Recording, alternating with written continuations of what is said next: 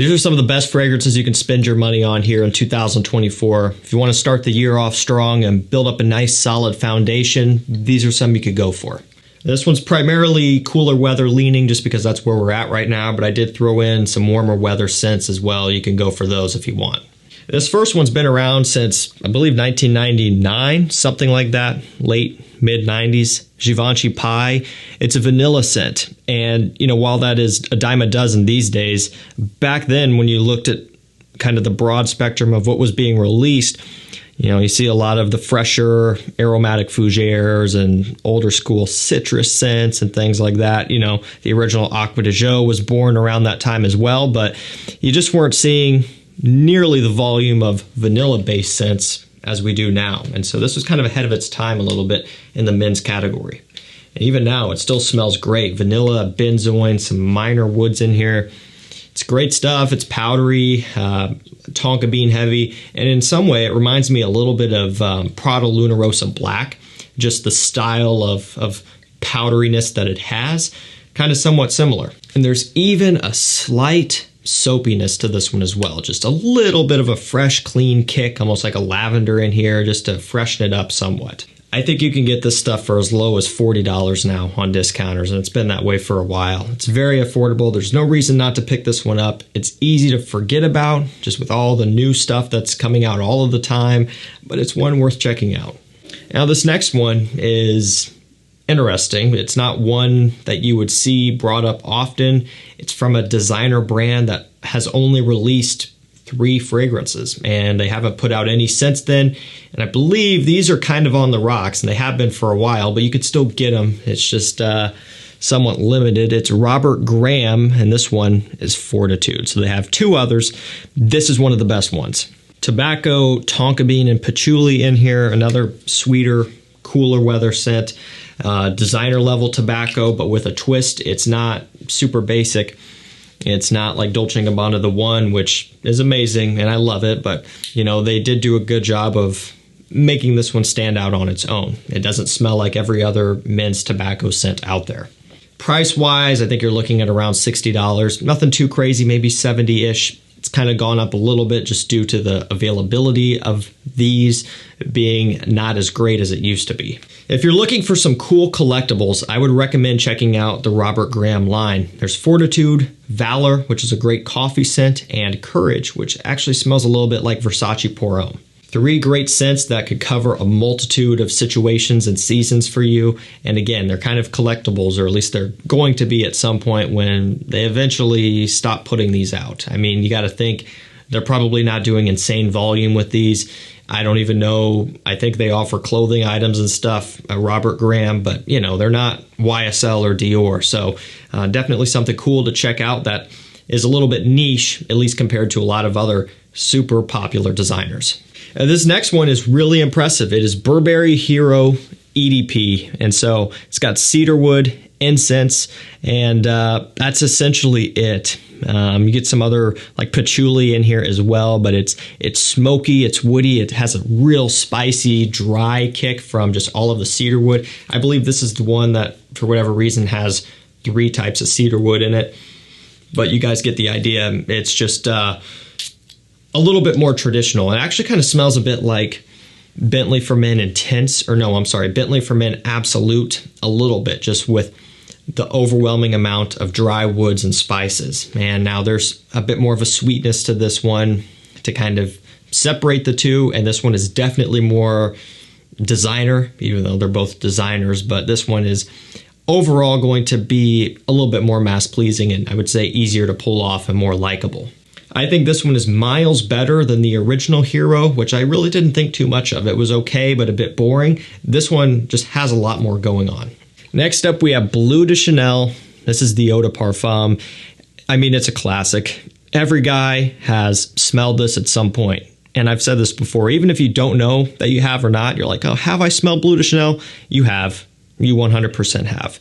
Whether you know it or not, you've smelled this stuff on somebody, somewhere, somehow. And if not, you've probably walked into a department store where somebody just finished spraying it on a tester strip and you probably caught a whiff that way. I mean, this stuff has been everywhere for a long time, and so it's nothing new.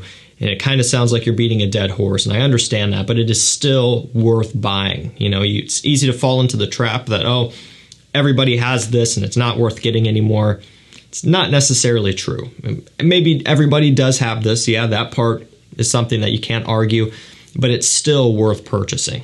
Because scents that are familiar often still work very well. When somebody is able to make that connection, you know, the fact that, hey, you know, I've smelled that before, they're still going to be more likely to go up to you and compliment you on it because it's something that they've connected with and it's something that they enjoy the smell of. And so, you know, they're going to be compelled to kind of pass that on. It's super versatile. It's a great compliment getter. Out of all of the blue scents out there, this is by far the most premium, high-end, and classy one. It's a bit expensive and you can't get it on discounters, at least below retail. And so, you know, that is immediately eliminating some of the buyer's pool because there are some people who strictly only buy on discounters. If it's not on there, they're not touching it.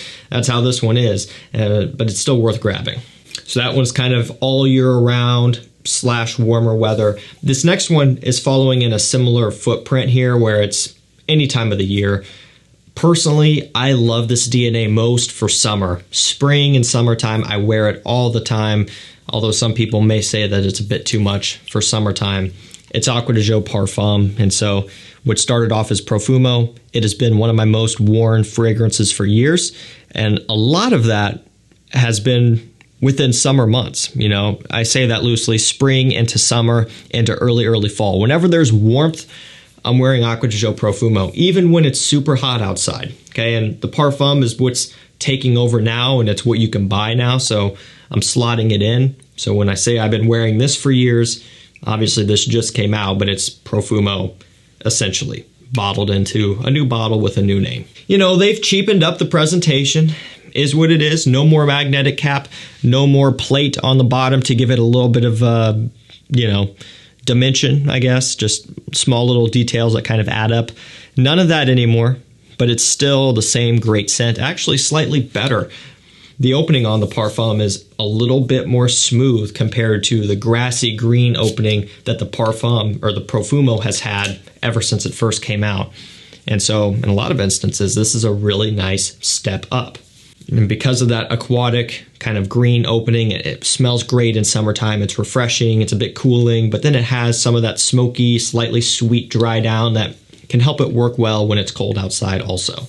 I think everybody should have some form of this, whether it's in the Profumo, which you might already own. In that case, you don't need to go out and buy this if you have Profumo, but if you don't have it, it's worth grabbing the Parfum. This stuff is amazing.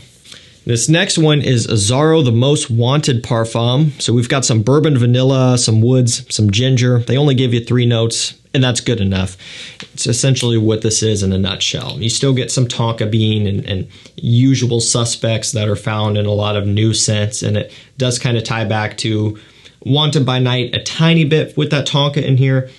But other than that, it kind of steers off and goes in its own direction with the spiciness off the top from that ginger, a little bit of a bright sparkle, kind of a grape soda smell, and then even a slight booziness from the bourbon vanilla in here, which is a really nice touch. Nothing's ever going to replace Wanted by Night. I think that one's great, but you should still check out the Most Wanted Parfum. Going back down to around a $40, $45 scent, it's Ferragamo Uomo Signature. I mean, you can't go wrong with this stuff. It is the original very sweet DNA with some leather and coffee in here to balance it out. Still very sweet, no doubt about that, but it's a little bit more tolerable. And I think a lot of people would probably find that Signature is a bit more wearable and just maybe a bit more likable as far as a numbers game goes. I think more people would be apt to wear this one and enjoy it compared to the original, which in and of itself is already a really good compliment getter and very popular. But this one is just a bit more inviting. It's a bit easier to wear. It's less overwhelming. And the price point is still very competitive along with the original $40 range, especially these days with how expensive designers are getting. You just can't beat that. I mean, you know, $40 is essentially becoming the new cheap with the prices that these are going, because the higher that they go at retail, the higher that they're going to wind up at discounters as well. And at one point, you know, the going retail rate was $80, $90, $100. Get them on discounters for $40, $50, $60. it's no longer the case. You know, they're going up to $150, $200 at retail. And then on discounters, they're $120, $130, $140, $150. It's crazy.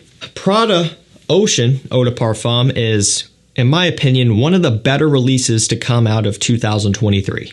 This one does have some of the original Ocean DNA in there a little bit, but it's using a lot of frankincense and some sweeter notes and some woods to give it a sweeter, heavier, warmer, richer smell. And you know, the original Ocean was never really an oceanic aquatic scent, which is a little bit weird, but it's true. And this one definitely isn't either.